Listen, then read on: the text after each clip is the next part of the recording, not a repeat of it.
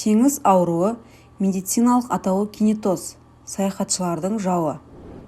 Кемедегі монотонды тербелістердің салдарынан адамдар ауыра бастайды және басқа да көптеген жағымсыз сезімдер пайда болады. Зерттеуге сәйкес, теңіз ауруы кемелерде жұмыс істейтін адамдардың 80%-ында кездеседі. Дегенмен оны теңізде ғана емес, құрлықта да кездестіруге болады. Зерттеу көрсеткендей, көлік жүргізетін адамдардың 50%-ы қозғалыс ауруынан зардап шегеді. Оның үстіне жақында монитордағы қозғалысқа ұзақ қараудан бас тартатын адамды кейбір ауру деп атады. Ғалымдар бүгінге дейін бұл сұрақтардың жауабын толық біле алмайды, бірақ кейбір болжамдар бар. Адамдар шамамен 50% көлікпен жүру кезінде қозғалыс ауруымен ауырады. Теңіз ауруының сыры көп. Мысалы, неге кейбір адамдар күні бойы көліктің артқы орындығында кітап оқи алады, ал басқалары бар болғаны 15 минуттан кейін өзін нашар сезінеді. Бір теорияға сәйкес, теңіз ауруы сенсорлық конфликттен туындайды, яғни адамдардың көргені мен дене сезінетін сезімдер арасындағы сәйкессіздік. Яғни, егер көз тоқтамай өтіп жатқан қозғалысты ұстап, дене қозғалмаса, сенсорлық конфликт пайда болады. Неліктен кейбір адамдар көлікте ауырмайды? Ғалымдар адамдардың қозғалыс ауруы көліктерде отыру себебінен пайда болады деп санайды. Яғни олар жаңа жағдайларға бейімделмейді. Нәтижесінде олар өз денесінің қозғалысын басқара алмайды. Мұндайда ағза өзін нашар сезінеді. Постуральды тұрақтылық теориясын жақтаушы ғалымдардың айтуынша, көлікте сіз кемедегі теңізші сияқты басқаша қозғалуды үйренуіңіз керек. Ең бастысы, денеңізді бақылауда ұстау.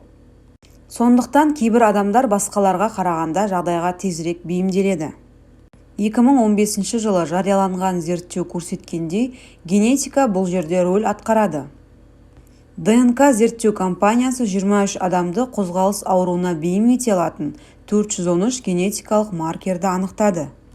Саяхат кезінде ауырмау үшін терезеден қарауға тырысыңыз. Қозғалыс ауруын қалай болдырмауға болады? Теңіз ауруы өте жағымсыз құбылыс.